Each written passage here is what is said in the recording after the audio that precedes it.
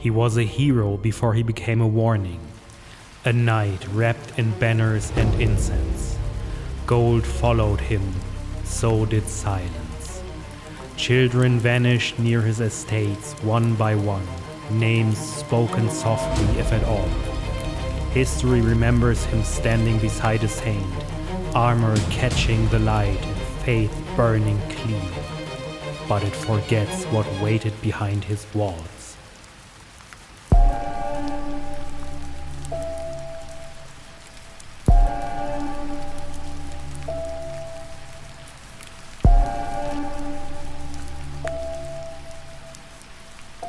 Subscribe.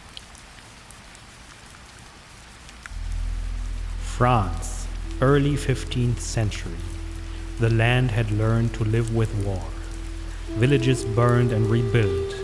Fields were harvested under watch. Faith was not comfort, it was structure. Gilles de Rais was born into wealth so old it felt unquestioned. Noble blood, ancient titles, estates that stretched beyond memory. From childhood, authority surrounded him. Servants answered before he spoke. Obedience was not demanded, it was assumed. Violence entered his life early. So did command. By his 20s, Gilles rode with the army of Charles VII, not hidden among ranks, but elevated, a banner bearer meant to be seen. At Orléans he fought beside Joan of Arc. Witnesses described him as disciplined, lavish, fearless. He spent gold freely. He spent lives with calculation. When Joan prayed, he watched. When she fought, he followed. When she was captured, he remained loyal to the crown. When she burned, he did not intervene. History rewarded him anyway. Marshal of France, defender of the realm, a man believed to stand close to God. No one asked what that closeness cost. Peace arrived without relief. War had given Gilles boundaries, orders, structure. Silence did not. He withdrew to his estates, castles thick with stone, chapels heavy with incense, corridors that swallowed sound. Money began to vanish. Feasts grew extravagant. Pageants multiplied. Priests were paid generously to absolve sins that remained unnamed. Faith turned inward, then inward again. Alchemy followed, summoning rituals, attempts to bargain with forces that promised power without consequence. Clerics were invited, occult practitioners welcomed quietly. Servants noticed changes they could not explain. Children noticed first. Boys were recruited as pages. Choir singers, messengers promised food, coin, protection. They entered the castles. They did not leave. Rumors formed slowly, carefully, crushed by his name. Who accuses a marshal? Who doubts a man once blessed by victory? Parents prayed harder. Servants learned when not to speak. Mass continued as scheduled. The pattern did not announce itself. It accumulated. At first, disappearances were treated as movement. Children sent away, runaways. Boys absorbed into war, work, or hunger. The countryside was already thinning. Loss blended easily into distance, but the same routes repeated, the same villages, the same promises. Food, coin, a place inside stone walls where winter could not reach. Children arrived at the castles in daylight. They were washed, fed, given clothing that did not belong to them. Servants later testified that the tone inside changed after sunset. Rooms were prepared carefully, not hidden, simply closed. What followed was not frenzy, it was procedure. Witnesses described acts carried out with ritual pacing, pauses placed deliberately, gestures repeated in the same order, language shaped to sound devotional rather than violent.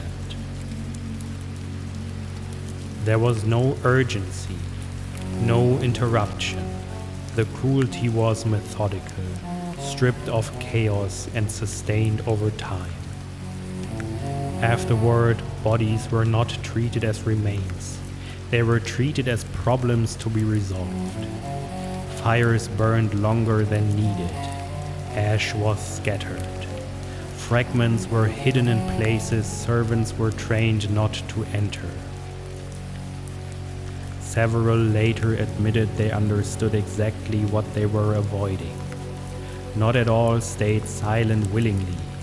Some fled the estates without notice. Others attempted to speak, to priests, to local officials, to anyone who would listen long enough to feel uncomfortable. But their words collapsed under his name.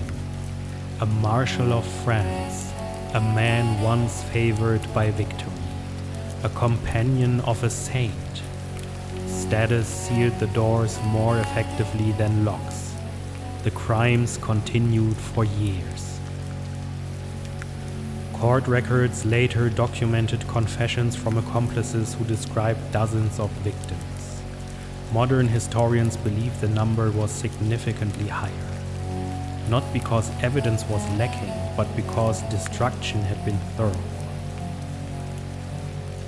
What ended it was not guilt, not fear, it was exposure. A dispute over land forced Gilles into legal scrutiny. Authority that once shielded him turned inward, and for the first time, the walls did not hold. A land dispute brought Gilles before secular authorities. What began as property became inquiry. Once questioned, nothing stayed contained. The church intervened, not to shield him, but to investigate. Servants testified. Associates broke.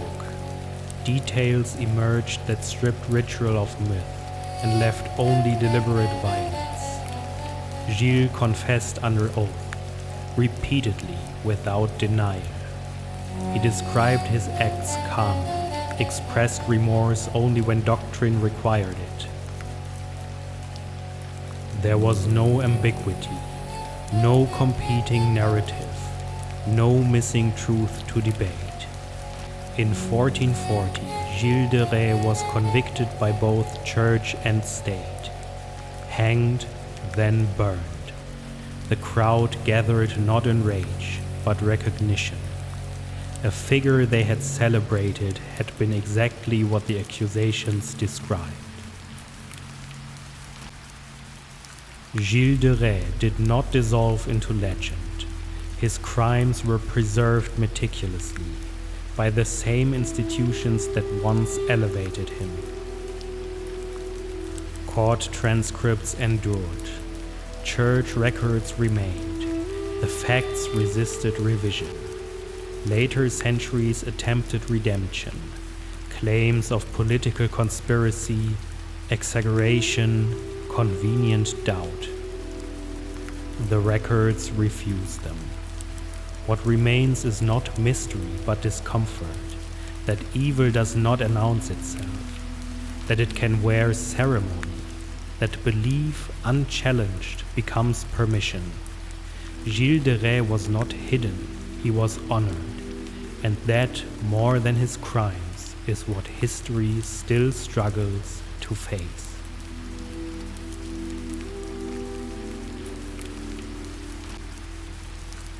Like and subscribe.